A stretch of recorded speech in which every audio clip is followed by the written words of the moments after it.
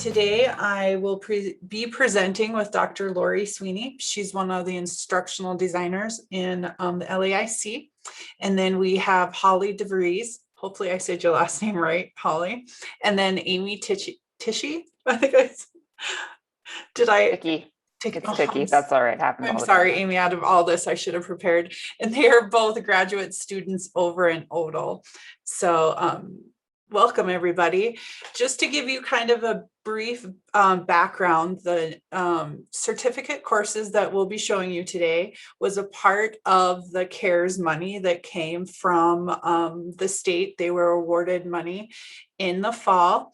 And out of that, we created the certificate courses with the goal that we work with Blackboard to incorporate elements of e-learning pedagogy and delivery, best practices based on Blackboard's experience with working of thousands of customers across the globe.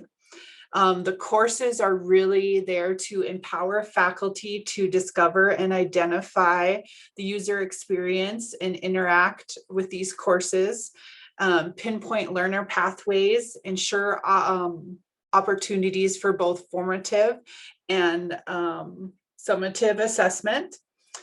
And so I'm going to start off with asking a question. This one is directed to Lori. Tell us about working with Caroline and her role in the design and development of these courses. So Caroline, it was a lot of fun working with her because she was in Australia. And so we're in late fall, November, December, and it's not very nice here. So she always started out the session with a picture of her walking on the beach. She lived right near the beach. So that kind of got us set up.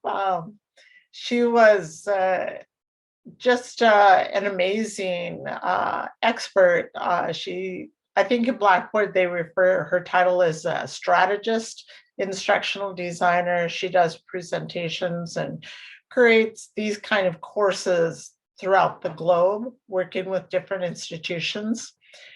And we really enjoyed learning some of the features or things that we should pay attention to, that some we knew, but some she strengthened what we knew, and some she introduced us to new. In the design of these courses, she worked as a lead, but our team involved Amy and Holly, Melissa Vossen-Collins, and Sharley, and Tammy and Lorna from our staff. And so she brought all of those different views and visions together and ended up coming up with, we decided on a evaluating quality course design and a rubric and a HyFlex, an online, and a universal design for learning. So she was very good to work with. We tell her concepts. She'd come back with writing up a lot of the content. Okay. Probably more of an overview of Caroline, but that's good to talk about our expertise. This next question is directed towards Holly and Amy. What was OTL's role and what were the expected outcomes? Sure. So the Office of Teaching and Learning, Amy and I were representatives of the Office of Teaching and Learning, also known as ODL. So during those meetings with Blackboard, we were there with Caroline and the group, and we were in collaboration with Lake, which was also in alignment with the mission of the Office of Teaching and Learning, which is to support instruction. As graduate students, we also had the kind of unique perspective of the student interacting with the software and also going through the HyFlex learning curve at the time. So we were able to offer some of our perspectives there. Yeah, I think another aspect that we brought with was having some history with the Gateways grant, which is a wonderful, amazing program, but because of the nature of it, had to be selective. It wasn't open to everybody. And these module courses that were created have the availability, and obviously are going to be available for everybody. So there's a lot more accessibility. So we had some insights that we were able to bring from Gateways to help contribute as well when we were going over content, reviewing. And we also, I think, spent quite a bit of time after the modules were completed doing editing and looking through things and trying to find make sure links were all working, all that jazz. As far as what our outcomes were, we wanted to make sure that we were hitting areas that are important for NDSU faculty that provide support. We know that not all instructors have had the benefit of taking courses on how to teach. And with so many different mediums to teach within, we wanted to make sure we were providing opportunities to get some of that education out there and, again, accessible. Creating these in a module format that's very self-paced is obviously going to increase the accessibility for the instructors here. And we want to also be able to provide some additional support, specifically through Melissa Vosen-Callens' involvement in the college teaching certificate. So these help supplement that program as well. So there's just a lot of interconnectedness that came across in wanting to provide an accessible, practical, usable product for our teachers here at NDSU. We are extremely lucky to have such talented graduate students like Holly and Amy. We have really enjoyed working with you guys. Now I'm going to turn it back again over to Lori. What courses do you recommend faculty start with and why? And do you mind maybe just showing some of these courses? Thanks. I will do that. As I mentioned earlier, we came up with the evaluating quality course design. One of the common questions we have from faculty is, how do I know if my course is put together well? I know I have all my biology content in there, but am I setting it up in the right way? Have I included everything?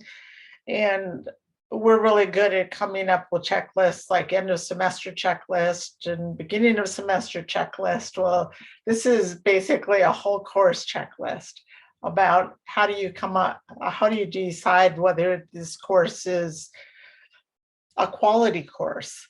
And part of this was putting together this exemplar course rubric.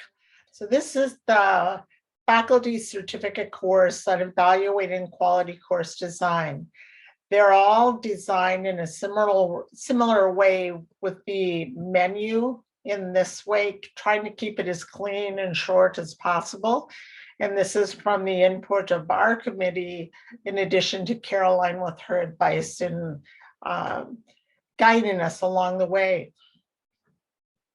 This course in particular is different from the other three. This is what we call the longer course, or a foundational course. It is a project-based course.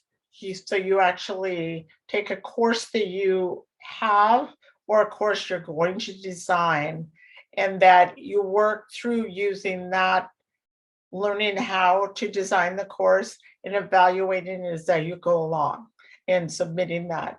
We're considering maybe a 4 to 8 week course, so it'll take some time to do this. Our other courses that I can show very briefly would be the short courses that are 6 to 8 hours. You could take a week to get one done. So we start out with the course overview, welcoming you to the course. Again, it says the project-based course, the fundamentals of quality course design. It's got the bullet points of what the course will be providing you with and the specific learning outcomes. And every course, again, is set up this way. You can jump into the about the course. And initially, you have the exemplar rubric that you can download. This is available in all the courses, but will be used in this course. And we have 3 different versions, just the plain PDF, but we have a fillable PDF version and the Word version if you'd like to make some adjustments to it. I have an example of the rubric, not an example, this is the rubric. And we've got sections on your course design, how your assessments are put together, your learner interaction, your materials, support for your students, and then the technologies you're using. And I will scroll forward to, this is an example of what you would go through while you're taking the course and filling this sheet out. And please stop me with any questions. Caroline is great at doing visuals. So she's got little icons she's developed for these courses. So you can follow along whenever you get into a module and realize I'm going to have to read something. It's probably got the scholarship, little mortarboard symbol there. So very easy to go through. And there's definitions of each of the modules. Excuse me, of the graphics. I will jump to a module. And module 1 to give you an idea of what this looks like. If you haven't seen the module type of tool that's used in Blackboard, you may be more familiar with folders. We are using module to be able to follow along and organize your content, which is based on the advice of different instructional designers we worked with Blackboard. So your module starts out with the overview, your goals, what are you going to do for this module, and an introduction, what it's about. And then you click on the module and you get the outline or your table of contents there. And as I predicted, the scholarly concept, we got the module with the mortarboard, excuse me, there. There are graphics in the course. There are activities, a lot of videos, which are very interesting because they are globally found. You'll find videos in there from Ireland, from England, from Canada, from the US, from NDSU for many of them. Articles to read.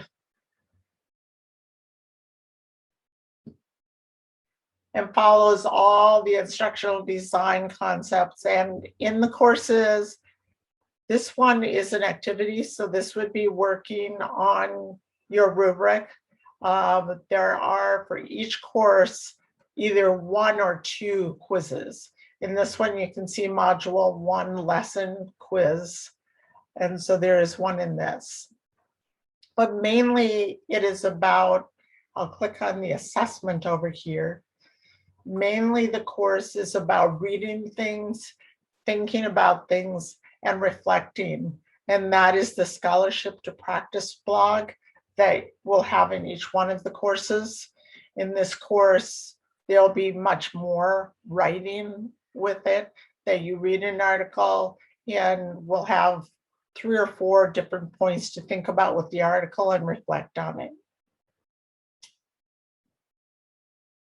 So Lori, just to clarify, faculty have an option of 4 different courses, correct? Correct. So this would be the Evaluating Quality course. This is the HyFlex Design and Facilitation. And we have a nice intro done by Lorna, walking you through what the menu is like, where to click, do that kind of thing to show us a model to use in your own course. The HyFlex, the Online Design and Facilitation. And in these courses, these are the short courses, and there are only 3 modules. Whereas the longer course, the Evaluating Quality course design, the project one was 8 modules. And the last one is Universal Design for Learning and Digital Accessibility. These courses have a facilitator in there, myself and Tammy, to help answer questions if you have questions and then provide some feedback, but they basically are self-paced. We do have a question for Lisa. She asked, when you say the first course, so the foundation course was 4 to 8 weeks, how many hours a week would you say it takes to complete? Or do you mean 40 hours a week for 4 to 8 weeks? That would be scary. We are considering 4 to 8 weeks, and I think it even, refresh my memory, I'll do a quick look at that. In total, the course should take you no longer than 4 to 6 weeks to complete. Plan to spend approximately 2 to 3 hours on learning and assessment tasks to complete it in 6 weeks. So, as students, you could do different things. Some students may get in and want to finish their online course in 2 weeks. It's really how much you put into writing in the blog that can extend it out more.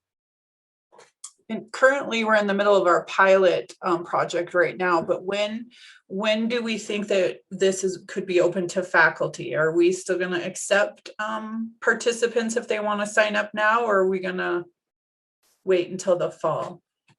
We do accept participants. That it is self-paced, and I want to refer to it as enroll anytime. So I posted the link to our knowledge base. Shar did too. So you can enroll in any one of the courses. Once you enroll in the course, we're going to leave you in for 1 year. But during this pilot time, we'd really appreciate you kind of working through it. I know it's summer now, but providing feedback. At the end of the course, there is an evaluation survey that we're leaving open for you to submit that provide us like feedback. What worked well, what didn't work well, what should we add? Initially, we had internal review of it, and like this wibbling didn't work and something was spelled wrong or something like that. We're looking more from you, like, does it make sense? We're hoping we caught the grammar things, but who knows, we might have missed some of them. So we appreciate anything. When you've completed the course, you get a cool certificate that says you have completed this, 4 to 6 weeks course, and you've achieved these like 4 or 5 outcomes, whatever it is. So the certificate will have your name on it, signed by Sharley, and you'd be able to use for your promotion and evaluation kind of times, staff evaluation with your supervisor, faculty, put it in your faculty portfolio for promotion and tenure. We're hoping to add more certificates on in building, as Holly talked about earlier. Any other questions about the courses? Thank you, Lori. I'm sure they're all excited to get a certificate signed by me since I'm so important. But I forgot to open the certificate up. I could have showed out how special it was. I do have a question for everybody on the group. What did you like best about the certificate course that you went through? I'm going to start by saying it was a nice refresher for me as an instructional designer, going back through especially the foundation course that you talked about. And also it was quite timely. In the lake last spring, we had talked about starting to develop something like this. And at that time, it was myself, Lorna Olson, and Tammy Cummings. So there was only 3 of us. So when the pandemic happened and we were given the money to help with instructional design resources, this was really kind of a gift for us. And it was quite timely with the HyFlex course that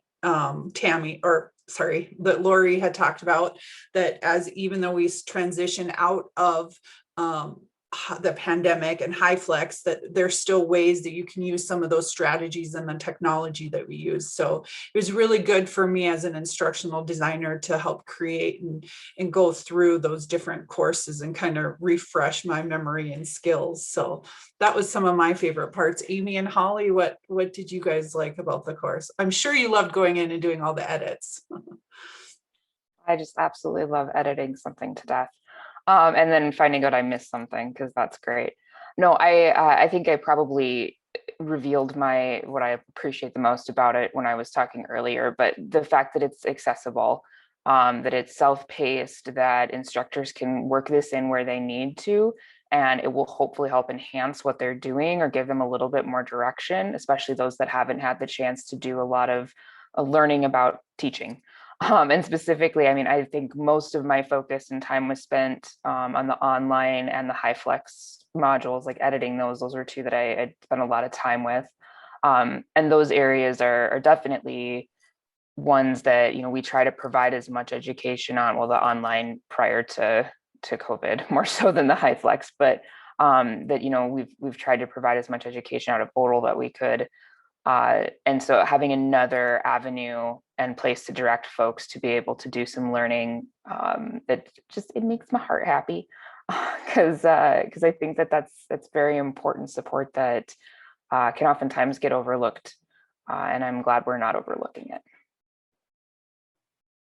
I'd say for me, having a very low baseline of knowledge of universal design, just coming at it from a student's perspective, like I learned a lot about how instructors design their courses, what thought processes should be involved in that, inclusion, and it was just eye-opening for me to go through the process as a very beginner, just getting a first look at what that would entail. I think it was beneficial to have that student input from you guys as well. Lori, I'm sorry, I'm putting Lori on the spot here today, but I'm the moderator. I can do that. We had a really good question from in the chat. How are the courses related to the course designs instructors did? That's a great question, which is always good to say. Thank you, Thomas. They really do relate to it. So it shows you how we're using modules, and as a student, how it makes sense to view all the content together in that module. It's a great idea to add, probably as a feature of the example of what the course menu should look like and what the course design would look like, and a lesson example. We have it in there, but probably explicitly putting that in there. So that's great. That's something I'll add to it to kind of reinforce that's what the course design should look like. It really connects well to the instructional design that our 12 faculty went through with the instructional designer from Blackboard. So the courses will really help to make sense on why you're doing this. And I'll jump in, and also Lauren asked about doing a cohort. We do have that listed for enrollment. It is available for a cohort. The short course would work well. The bigger one, even better. I like the idea of a department together. I've taken some national cohorts together, and I know Sharley's enrolled in a cohort now with a course. It really helps to have someone that you can talk back and forth with. So our design of the courses, we added in that there would be a synchronous session if appropriate, is how we said. So check here for a synchronous session, a webinar, whatever. And that's something I've done with a cohort model with an online course like that you can schedule maybe 1 or 2 little short Zoom sessions to kind of go over what you've been learning the past week, in addition to your blog posts. So yes, that's a great idea to have a department. Yes, great questions. Any other questions? We have about 5 minutes left. We want to give you guys the opportunity to ask questions. Please unmute your mic or go ahead and type in the chat box. Lori, do you think, and this actually can be to any of you guys, I'm really excited for the UDL course. I think with the pandemic and moving to remote quite quickly, I think it really opened our eyes to accessible content. So I was really excited that we were able to create that short UDL course. Can you maybe just give us a little teaser of what kind of things we can find in there? Holly, you talked about that a little bit more because it was sort of new to you. What did you That's good. think about it? I'm like, I just came off of teaching or doing a workshop on UDL, so I'm kind of excited about it. But Holly, would you like to add something? Sure. So it was a while ago that I went through this, but I'll just say, like I said, I had a very low baseline for even understanding UDL. And I'd say thinking about different types of learning, mixing up lessons for, like having videos mixed in with reading content, just things like that I'd never thought of before. Just got my creative juices kind of flowing when thinking about designing courses. So the alternative assessments. Mm-hmm. Yep, and the formats. Does the UDL talk about Ally at all, Lori? I can't remember. It does. It's got some good sections of just actually the how to make sure your course is accessible, having that flexibility into it. And I think I mentioned that in our department too, but I listen into some of the webinars that are available from other institutions. And I was looking at, there was a survey that a webinar presented that students are real concerned that when they go back to what the new normal is for classes, they're going to lose a little bit of that concentration on accessibility and flexibility and alternative assessments that faculty have kind of moved into. So they're worried they're going to lose that. So hopefully, even though faculty didn't really know they were using instructional universal design guidelines, they probably were in their HyFlex courses, and trying to keep some of that into the courses this fall will be great. Great, thank you. We have about 2 minutes left. Any other questions? Lori did drop the sign-up sheet if you're interested in enrolling in any of these courses. Lori dropped the KB article. We'd love to have you participate in our pilot project. We're really excited to launch these certificate courses out to our NDSU community. And with that, anybody else have anything, closing remarks before we end here? Okay, please remember to fill out the session evaluation. We would love your input. And we should be heading back to the main room. You can go ahead, leave now. I think we're going to do the closing and the award ceremony here. And then we thank you very much for attending today.